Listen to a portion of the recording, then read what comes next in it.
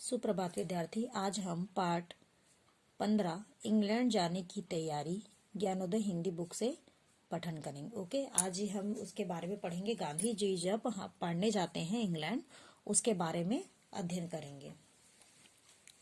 पाठ 15 इंग्लैंड जाने की तैयारी। प्रसिद्ध व्यक्तियों के विषय में जानने की इच्छा सबको होती है, पर जो जानकारी उनके विषय में स्वयं उन्हीं के द्वारा मिलती है, उसका विशेष महत्व होता है। यहाँ गांधी जी ने अपने विषय में कुछ बातें लिखी है जो उनकी पुस्तक से ली गई है। ठीक है, गांधी जी जो जब इंग्लैंड कॉलेज पढ़ने के लिए जाते हैं, उसके बारे में हम अध्ययन करेंगे। मैंने सन 1857 में मैट्रिक की परीक्षा उत्तीर्ण की थी। ये किसने कह रहे हैं? गांधी जी अपने बारे में चर्चा करते हुए बता रहे हैं।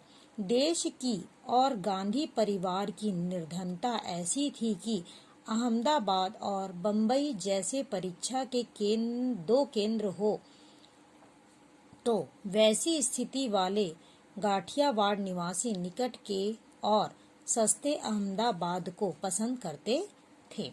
ठीक है, वही मैंने किया। मैंने पहल राजकोट से अहमदाबाद की यात्रा अकेले की। बड़ों की इच्छा थी कि पास हो जाने पर मुझे आगे कॉलेज की पढ़ाई करनी चाहिए। कॉलेज बम्बई में भी था और भावनगर में भी। भावनगर का खर्च कम था, इसलिए भावनगर के श्यामल दास कॉलेज में भर्ती होने का विषय निश्चय हुआ। कॉलेज में मुझे कुछ आता ना था, इसलिए सब कुछ कठिन ज्ञात होता था। अध्यापकों के प्रवचनों में ना रस आता और ना मैं उन्हें समझ पाता। इसमें दोष अध्यापकों को ना मेरी कमजोरी का ही था। देखिए, गांधी जी को ऐसा लगता था जो मैं कॉलेज में पढ़ रहा हूँ उसमें ना जो बताते थे प्रोफेसर लोग, जो अध्यापक जो बताते थे उनको समझ नहीं आता था, लेकिन वो दोषी किसको बनाए? अपने आप को। ठीक है, उस समय के श्यामल दास कॉलेज के अध्यापक तो प्रथम पंक्ति के माने जाते थे। पहला सत्र पूरा करके मैं घर आया। कुटुंब के पुराने सखा और सलाहकार एक विद्वान व्यवहार कुशल ब्राह्मण माओ जी दवे थे। पिताजी के स्वर्गवास के बाद भी उन्होंने कुटुंब के साथ संबंध बनाए रखा था। वे छुट्टी के इन दिनों में घर आए। माता श्री और बड़े भ्राता के साथ बातचीत करते हुए उन्होंने मेरी पढ़ाई के बारे में पूछताछ की।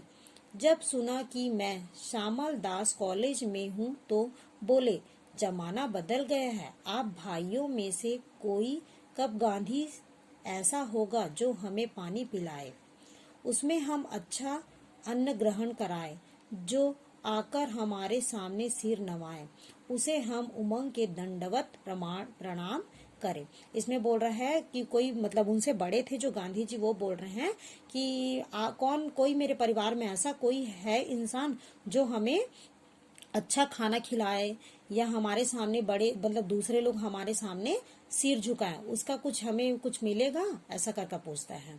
जो हमारे लिए एक पैसा खर्चा करे, उसका हम मुहूर्त के मूल्य का कार्य कर दे। जो हमारे प्राण बचाए, उसका कष्ट दूर करने के लिए हम अपने प्राण तक निछावर कर दे।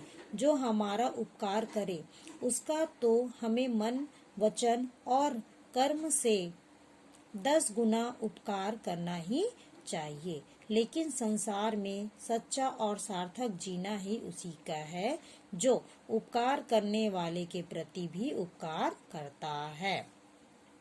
अगर आपकी गद्दी संभालना चाहे तो बिना पढ़ाई के वह ना होगा। यह लड़का अभी पढ़ रहा है, इसलिए गद्दी संभालने का बोझ इसे उठवाना ना चाहिए।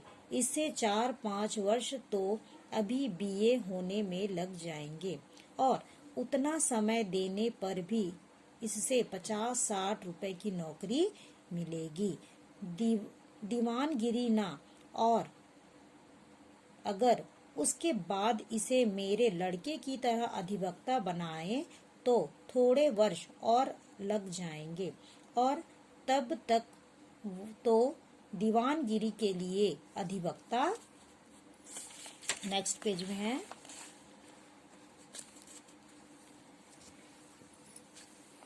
भी बहुत से तैयार हो चुकेंगे। आपको इससे इंग्लैंड भेजना चाहिए। केवल राम, माओ जी दवे के लड़के का नाम है ना। ये कौन था? माओ जी एक दवे थे, उनके लड़का का राम था, केवल राम। केवल राम कहता है कि वहाँ की पढ़ाई सरल है। कहाँ की? इंग्लैंड की। 3 वर्ष में पढ़कर लौट आएगा। खर्च भी 4-5 हजार से अधिक नहीं होगा। नए आए हुए वकीलों को देखो, वे कैसे ठाठ से रहते हैं। वह उनके नाम सिफारिशी पत्र दे देगा तो इसे वहाँ कोई कठिनाई नहीं ना होगी। जोशी जी, मावा जी दवे को हम इसी नाम से पुकारते थे। देखिए, मावा जी दवे थे जो उसको क्या बोलते थे? जोशी जी, है ना। जोशी जी किसके पिताजी थे? केवल राम के। ने मेरी ओर देखकर मुझे ऐसे लहजे में पूछा मानो उनकी राय के स्वीकृति होने में उन्हें कोई शंका ही ना हो। क्यों, तुझे इंग्लैंड जाना अच्छा लगेगा या यही पढ़ते रहना है? मुझे जो भाता था वही वैद्य से पता बता दिया।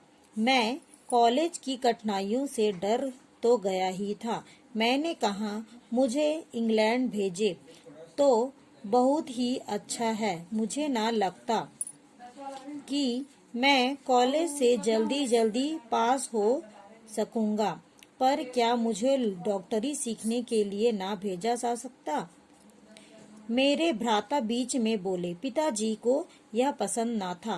तेरी चर्चा निकलने पर वे भी कहते हैं कि हम वैष्णव होकर हाड़ मांस की चीर फाड़ का नाम ना करें। पिताजी तो मुझे अधिवक्ता ही बनाना चाहते थे। जोशी जी ने समर्थन किया, मुझे गांधी जी की तरह डॉक्टरी के व्यवसाय से अरुचि ना हो।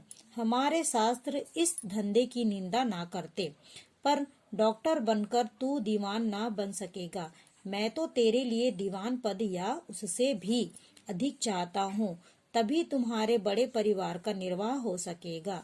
जमाना दिन पर दिन बदलता जा रहा है और कठिन होता जाता है, इसलिए वकील बनने में ही बुद्धिमानी है। माता श्री की ओर मुड़कर उन्होंने कहा, आज तो मैं जाता हूँ, मेरी बात पर विचार करके देखिए। जब मैं लौटूंगा तो तैयारी की विद्वता सुनने की आशा रखूंगा। कोई कठिनाई हो तो मुझे कहिए। जोशी गए और मैं हवाई किले बनाने लगा।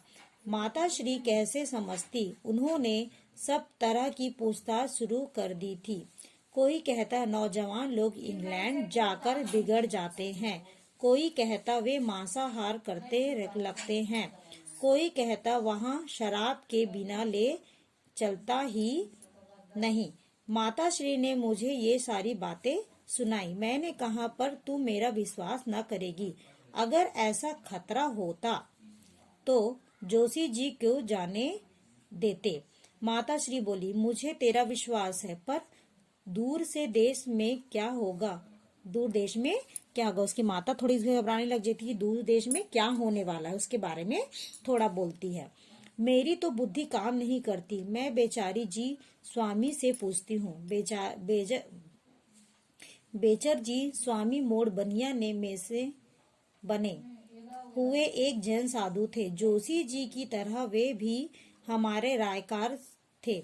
उन्होंने मदद की। वे बोले, मैं इसे लड़के से 3 चीजों से के व्रत लिखाऊंगी, फिर इसे जानने देने में कोई हानि नहीं होगी। उन्होंने प्रतिज्ञा लिखवाई और मैंने मांस मदिरा से दूर रहने की प्रतिज्ञा। माता जी ने आज्ञा दे दी। हाई स्कूल में सभा हुई। राजकोट का एक युवक इंग्लैंड जा रहा है, यह आश्चर्य का विषय बना। मैं उत्तर के लिए कुछ लिखकर ले गया था। उत्तर देते समय उसे कठिनाई से पढ़ पाया। मुझे इतना स्मरण है कि मेरा सिर घूम रहा था और शरीर कांप रहा था। Okay student, today's work complete. आगे का हम कल पढ़ाएंगे।